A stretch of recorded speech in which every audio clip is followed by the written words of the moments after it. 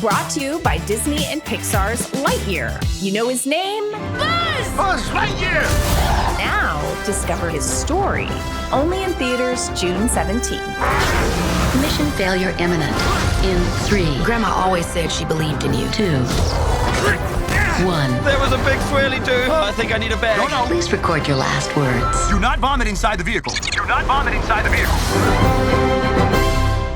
Greetings, fellow cinephiles. I'm Nikki Novak, and welcome to a very special episode of RT Essentials. One might even call it courageous. That's because we're running down some of the greatest heroes in Pixar's 25-film history. Whether flying solo, as a duo, or even as entire families, these characters have risen to extreme challenges, displaying bravery and often thrusting themselves into harm's way for the greater good, or simply to help a friend in need.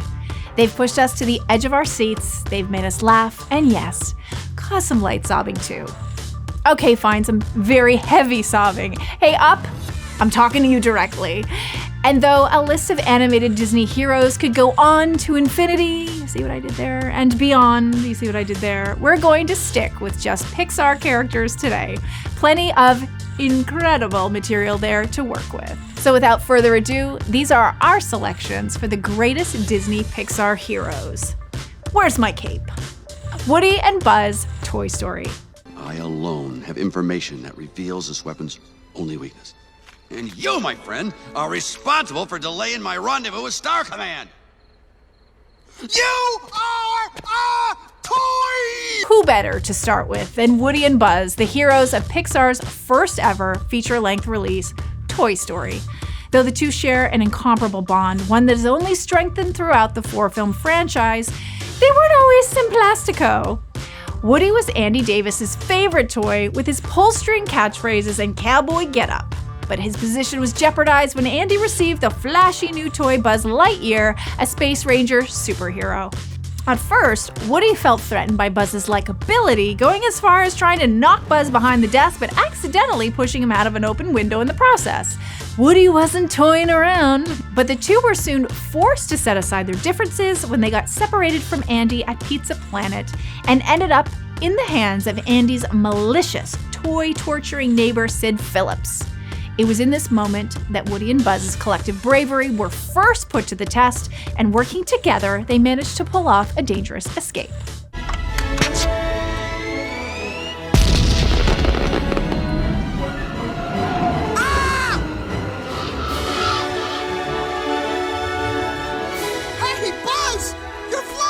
This isn't flying, this is falling with style. This pattern of courageousness would continue in the following movies, like in Toy Story 2, when Buzz and company sneak into an airport and ride a labyrinth of baggage conveyor belts in order to rescue Woody. Buzz hops from suitcase to suitcase until he comes upon the one that holds Woody, and then he flips open the suitcase and is met with a sucker punch from the pull-string antagonist, Stinky Pete. That's when Woody shouts, "Hey, no one does that to my friend," and wrestles Stinky Pete to the ground. Stinky Pete puts up a fight, but he is no match for the collective power of Buzz, Woody, and their plastic peers. Buzz risked his life for Woody, and Woody did the same for Buzz. And this would happen many more times in the franchise. The cowboy and the Space Ranger certainly came a long way since the window incident. You know what else has come a long way? Moi, wondering for 27 years where our beloved Space Ranger gets all his theatrics, charm, and heroism from. Because trust me, it is not the Equinox in Beverly Hills.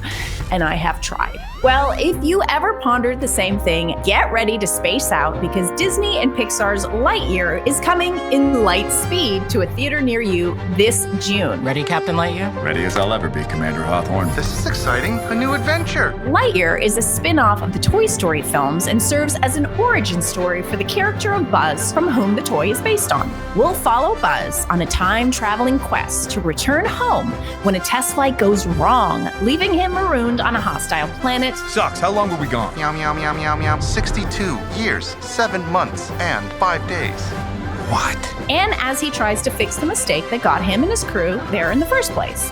You know, like heroes do. Buzz Lightyear! You know his name. The probability of survival with an inexperienced crew is 38.2%. Now discover his story. only in theaters June 17th. The Incredibles. The Incredibles. Gazer beam. Bob, it's time to engage! Do something! Don't just stand there! I need you to intervene! You want me to intervene? Okay, I'm intervening! Sister Violet, let go of your brother! These next heroes need no introduction. I'd say their movie title does a pretty good job of summarizing.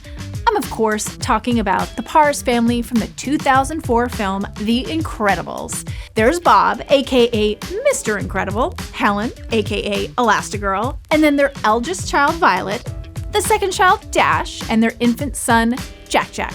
Each family member possesses a specific superhuman ability. Bob is crazy strong. Helen can stretch her body like rubber, so can I, by the way. Violet can generate impact-resistant force fields. Dash is lightning fast. And little Jack, well, besides being cute, he might actually be the most powerful one of them all. He can teleport, shoot laser beams from his eyes, and manipulate objects with his mind. He's a Jedi. Despite their many differences and apparent dysfunction, when the going gets tough, it's family first. Like that scene where a giant Omnidroid attacks the Pars on the streets of Metroville. For those unfamiliar with Omnidroids, they're giant robots that have been programmed with an artificial intelligence that allows them to learn as they fight opponents and solve problems as they arrive. They were created by the film's main antagonist, Syndrome, with the sole purpose of killing superheroes, specifically Mr. Incredible. Got it, I've got the remote! A remote? A remote that controls what? The robot? As Bob and Helen share a sentimental exchange, Violet screams and an Omnidroid comes crashing down using its grappling claws to destroy everything and everyone in sight. Right away, Violet employs a force field to protect her brother Dash from being crushed, but the Omnidroid breaks through and knocks Violet to the ground. Just before the angry bot squashes Violet and Dash, Bob interjects, using his super strength to keep the bot at bay, while Helen stretches her arms and pulls Violet and Dash to safety. In a matter of seconds, each family member puts their own lives in danger and utilize their powers to save a loved one. With the help of an ally named Frozone, aka Lucius Best, the Pars eventually defeat the Omnidroid and prove their collective bravery once again. Of course, a whole new set of challenges would arise in The Incredibles 2, which was released in 2018. Mike and Sully, Monsters, Inc. Come on, Celia, please try to understand. I have to do something! Michael? Oh, good. On three. 1, 2.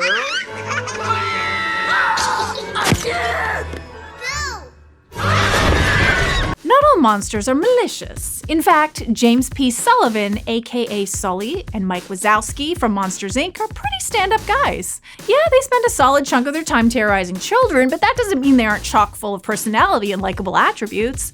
Sully is a furry bear, gentle giant, and the one-eyed Mike is a sharp-witted natural leader. But the real reason they've been granted a spot on this list of Pixar greats is because of their propensity to be very courageous. Or more simply, to save a toddler named Boo, like they do in the first Monsters, Inc. film released in 2001. Boo had snuck into the Monsters, Inc. factory through an activated door and was discovered by Randall, an 8-legged purple lizard, also Mike and Sully's rival. You've been number one for too long, Sullivan. Now your time is up. And don't worry, I'll take good care of the kid. No! Randall and Waternoose, the spider-like CEO of Monsters, Inc., intended to use the Scream Extractor on Boo, a mechanical device that does exactly what it sounds like, collects screams. By this time, Sully has grown attached to Boo, so he wasn't going to just sit back and let Randall and Waternoose do any harm to her. Sully finds his way back to the factory and breaks the Scream Extractor just in the nick of time, subduing Randall and Waternoose and freeing Boo. As Sully makes a run for it, Boo in hand, Randall uses his power invisibility to attack Sully from every angle.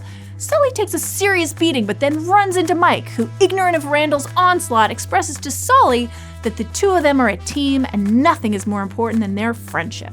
Mike even throws a snowball, exposing Randall, who takes a solid punch from Sully, which sends him sliding to the ground. allowing Sully, Mike, and Boo to make their escape. This wouldn't be the only time Mike and Sully flex their super heroic muscles. A prequel entitled Monsters University was released in 2013, featuring numerous moments just like this one. Carl and Russell up. Ah.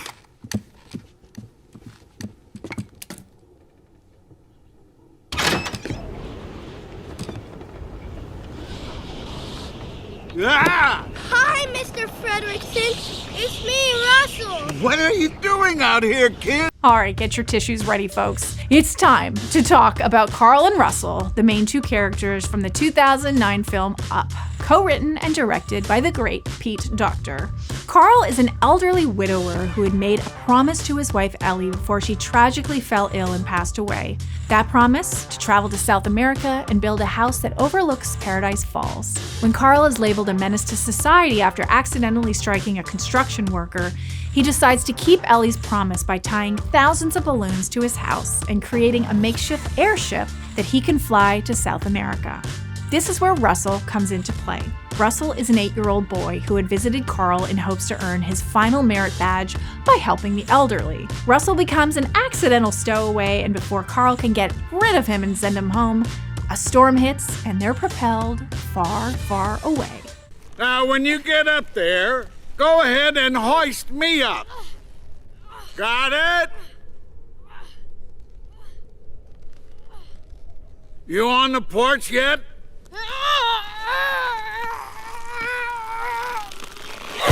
Though Carl may not seem to possess the typical characteristics of a hero, you'd be foolish to underestimate him. While on this journey, a fierce pack of dogs, led by a Doberman Pinscher, lead Carl, Russell, and their new golden retriever friend Doug to Charles Muntz, an explorer who has been driven mad by his pursuit of a giant bird named Kevin.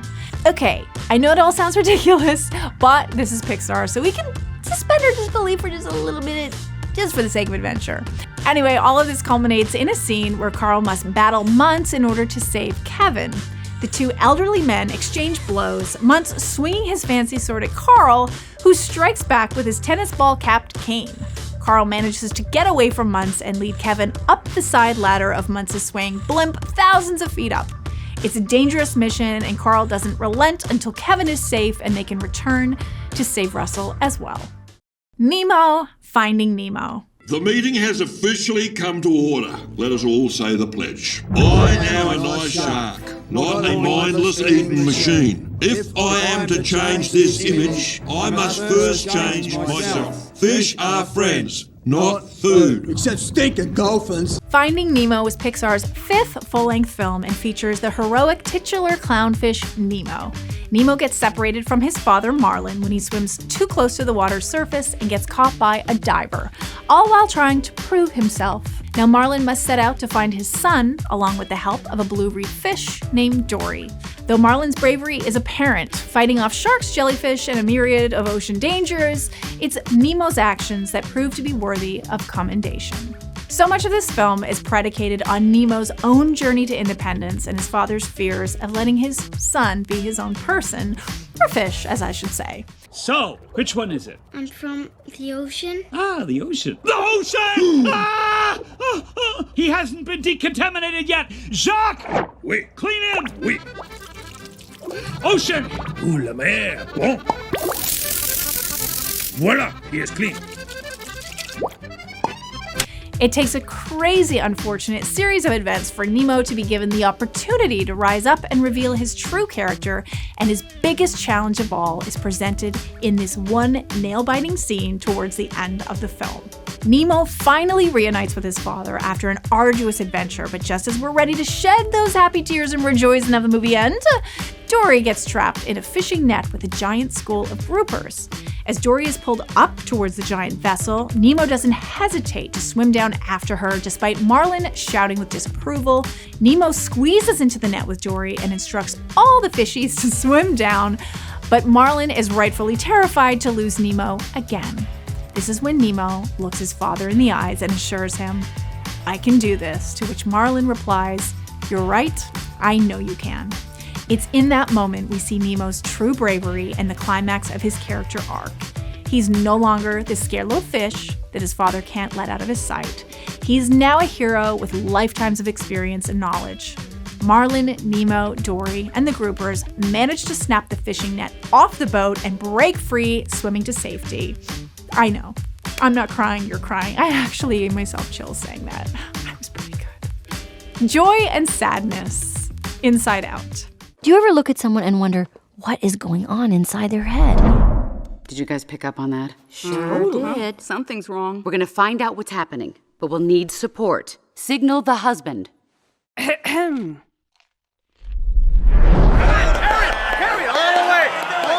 Inside Out was released in 2015 and tells the story of Riley, an 11-year-old Midwestern girl whose life gets turned upside down when she and her parents move to San Francisco.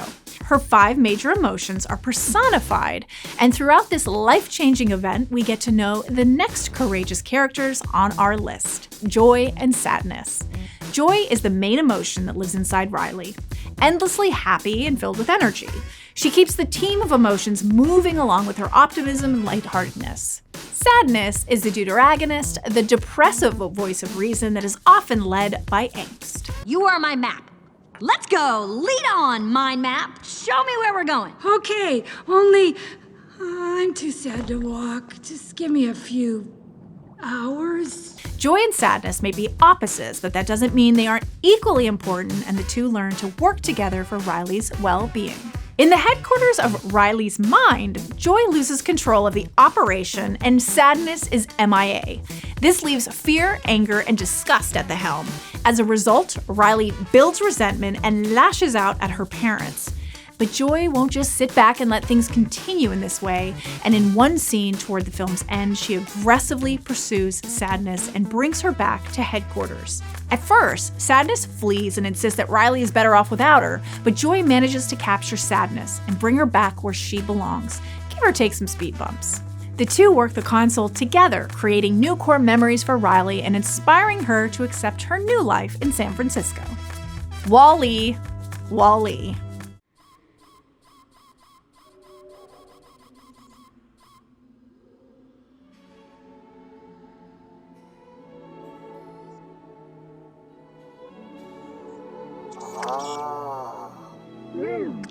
Next up is Wall-E, the titular character from Pixar's 9th feature film. Set in the year 2805, Wall-E is short for Waste Allocation Load Lifter Earth Class, and he's the very last of his kind, spending his days diligently cleaning up garbage on the uninhabitable, deserted Earth. He's not your average lustreless robot, and during his 700 years on the planet, he's developed a pretty adorable personality. Befriending a cockroach named Hal and falling madly in love with a sleek robot named Eve. Aside from his loneliness and curiosity, Wall-E seems content with carrying out his simple task for the foreseeable future, but his love for Eve would bring him on an unimaginable journey through space and ultimately lead him to one very heroic moment. When he sacrifices his own life to save a plant, the symbol that Earth can sustain life once again and humanity can recolonize, Wall-E understands the significance of getting this plant into the hollow detector, which automatically will cause the axiom to hyperjump back to Earth. No!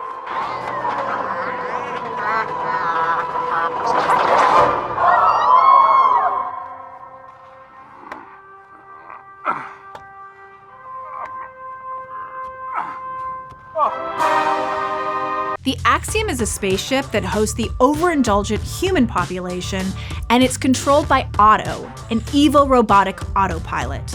As Otto fights the human Captain McCree for control over the ship, Wall-E uses his body to stop the hollow detector from permanently sealing and buys time for Eve and the humans to retrieve the plant and put it where it belongs. McCree, motivated by Wall-E's courage, musters the energy to defeat Otto, and the plant makes its way back onto the hollow detector, but Wall-E is unfortunately still crushed in the process. The ultimate sacrifice from the little robot that could. But don't worry guys, this one has a happy ending. Merida, Brave. Well, that's just grand now, isn't it?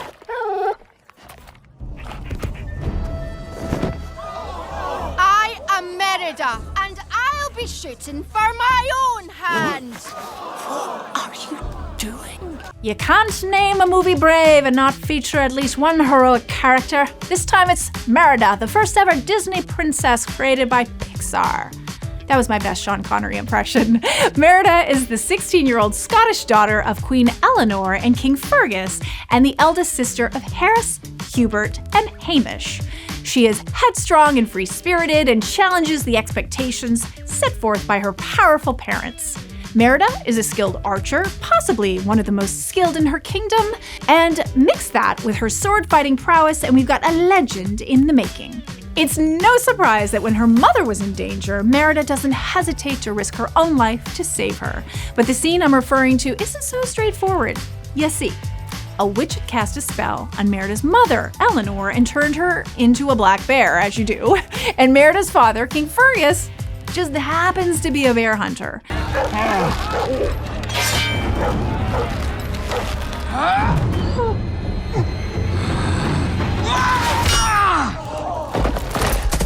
back!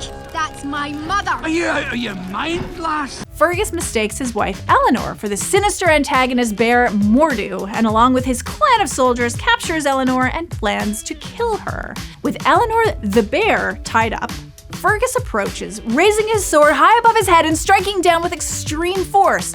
But he is no match for his daughter Merida, who deflects his sword, jumps off her galloping horse, raises her trusted bow and arrow, and demands, "Get back! That's my mother!" Of course, Fergus is pretty confused at this point, so he pushes Merida out of the way and once again attempts to strike the bear Eleanor, his wife. Merida doesn't quit and goes sword to sword with her father, slicing his foot and knocking him to the ground. You go, girl! It was an impressive display of courage, but short-lived because the real Mordu shows up immediately after. I suggest you watch Brave to see what happens next. I can't bear to spoil it. Arlo, the good dinosaur. Calm down. Breathe.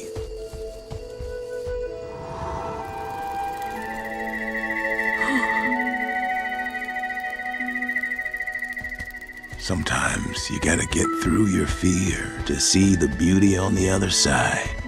The Good Dinosaur was released in 2015 and tells the story of Arlo, an 11-year-old apatosaurus who lives with his parents and siblings. He's a sweetheart with one major problem. He's afraid of, well, everything. I know, not very dinosaur or hero-like, but as we've seen with the other films on this list, sometimes an extraordinary situation can bring out the best in a character. For Arlo, this extraordinary circumstance arises after he falls into a river and finds himself swept for hundreds of miles away from his home and family. For the first time in his life, Arlo must face his fears and brave the harsh wilderness. This is Fury.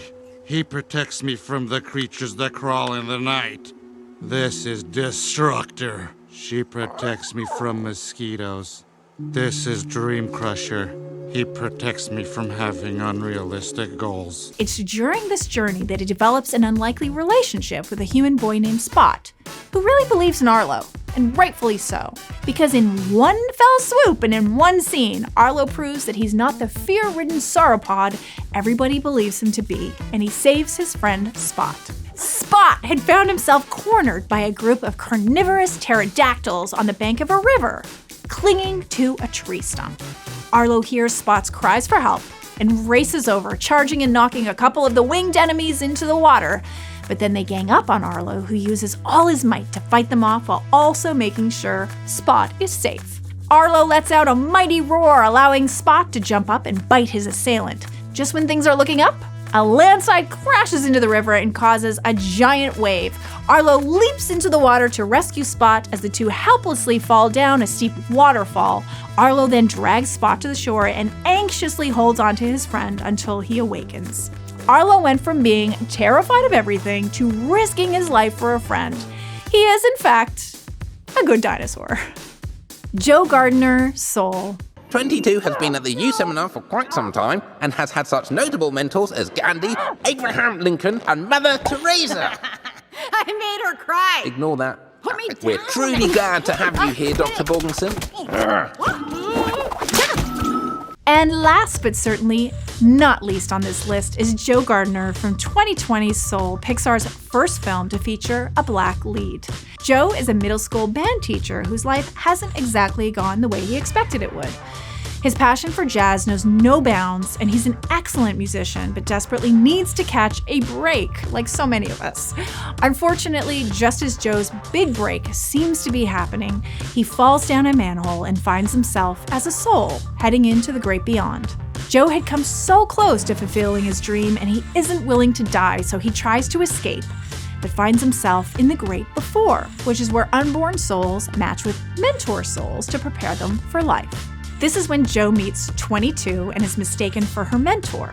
Joe is tasked with helping 22 find her spark, the passion she needs to complete her badge and finally start to live. Your spark isn't your purpose. That last box fills in when you're ready to come live.